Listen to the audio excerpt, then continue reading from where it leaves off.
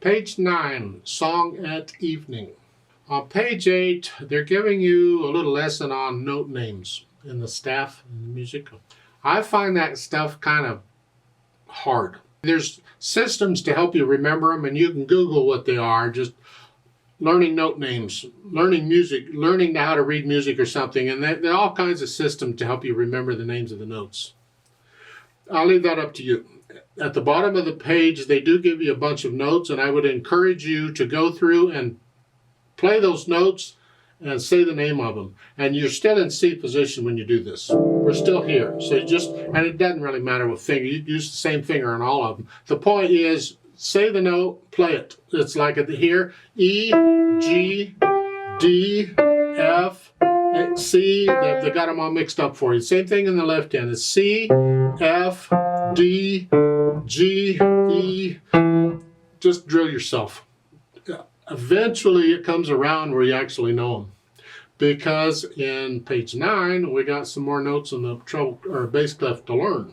And that is these notes up here. So we got these notes. Now we got to add these notes, these 3 notes. Well, you go up the alphabet. C, D, E, F, G, A, B, C. And you already know middle C in the upper staff. Now we get middle C in the lower staff. And middle C, they show at the top of the page, and this is why it's called middle C. It's in the middle of the grand staff. It's on a line, a little line in between the staves. And when they space the staves just right, that note is actually in the middle of them.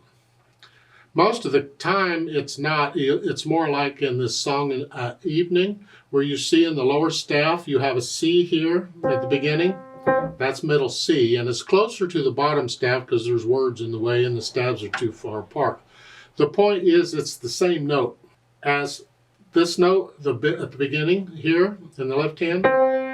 It's the same note on the piano as, look at the last line. In the right hand, you have a C here. It's the same note. But in the music, it looks like it's a different note. It's not. It's middle C. It's in between the staves. And our position here is where what we call middle C position, where the thumbs are sharing middle C.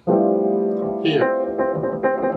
Well, you don't need 2 fingers on a note. You don't need 2 fingers to push down a note. There isn't really room unless you have really small hands. So what happens is it's sort of like a timeshare thing where it's one note or one hand or the other gets it. If the left hand plays it, the right hand moves out of the way, the thumb. If the right hand needs it, the left hand moves out of the way. That's all. And the other fingers just go there. We use middle C quite a bit, this middle C position. I'll leave it to you to learn the names of the notes in the music. There, these 3 notes, the C, B, and the A. Just memorize where they are in the music. The top line and bass clef is an A. Now, let's go through Song at Evening. We're going to go through the system for learning a new piece of music. This one is 3 lines long, a little longer than we've had. Treble and bass clef again. This is in 3/4 time now, so we're only counting to 3. 3 counts in a measure, but it's still quarter notes.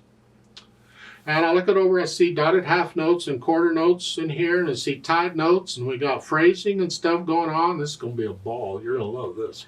Take it one hand at a time and make sure we have the notes and fingering and all that. The right hand, you're starting here. Now finally, they're not giving you finger numbers on everything, although you still don't need any finger numbers other than the first one. You don't need any of these others. Please don't read finger numbers. And it's this 1, 2, 3, 1, 2, 3, 1, 2, 3, 1, 2, 3, 1, 2, 3. You get it? And then that G is tied. You're going to hold it down for 6 counts. That'll be lovely. So work out the right hand. And then the left hand, well, we're up here. That's 1, 2.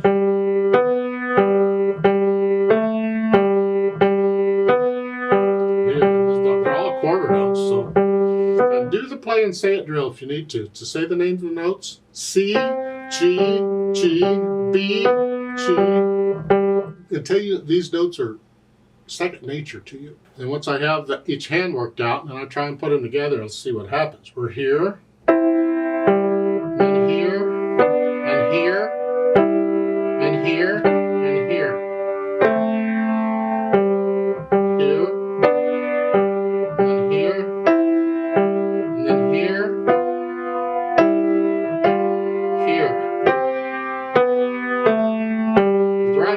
side there, and you're doing that. Then you do. So I work out very carefully. Go as slow as you gotta go. If there's hesitating all over the place, don't care. We're just trying to get the notes, and it feels weird when you're using different fingers in each hand. At least it did for me. It took me a while to get it. I always wanted to use the same finger each time in each hand. If I use middle finger in right hand, I'd want to use middle finger in the left. You know, you can't do that. You got to be able to use any finger. So work out the hands together, and then go back through it a few hundred times or whatever, and slowly work out the hesitations. Keep it slow, but no hesitations. It's got to be a steady beat throughout the whole thing. And then once you can do that, then I add in the expression or the articulation. We have phrasing here. Lift up. Lift up. Lift up. So just a little lift. It's like taking a breath. You're just cutting the one note a little bit short, so you got time to lift up. In the left hand, connect it all. So in the first line here, you can't connect repeated notes, but do the best you can. But then when you get the last two measures of the first line, you're here. I'm going to lift up here for the phrase, but I'm keeping that down. So it's...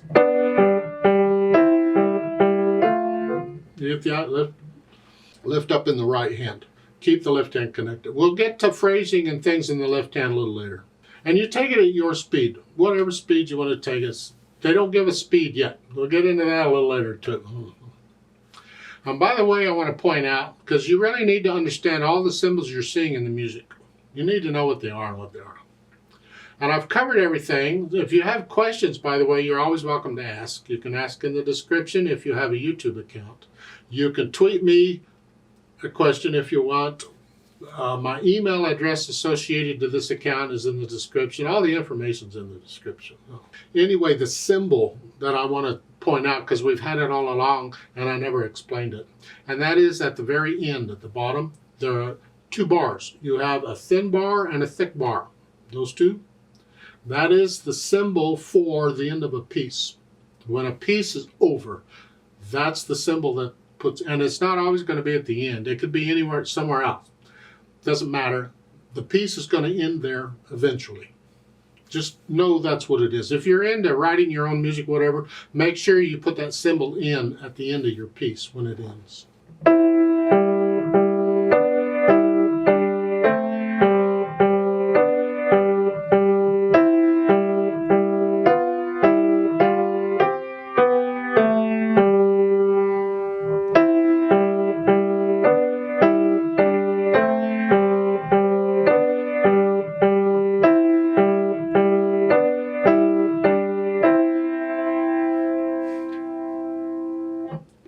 Now, please don't copy me. You get into it. You feel this music. What is it?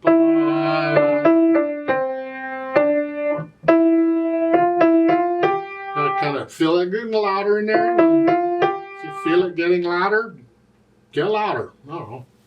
Feel it. Experiment. Let's play it together very slowly and check the notes and the rhythms. I'll give us 3 counts.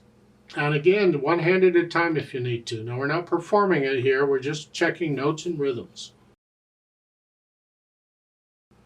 1, ready, go.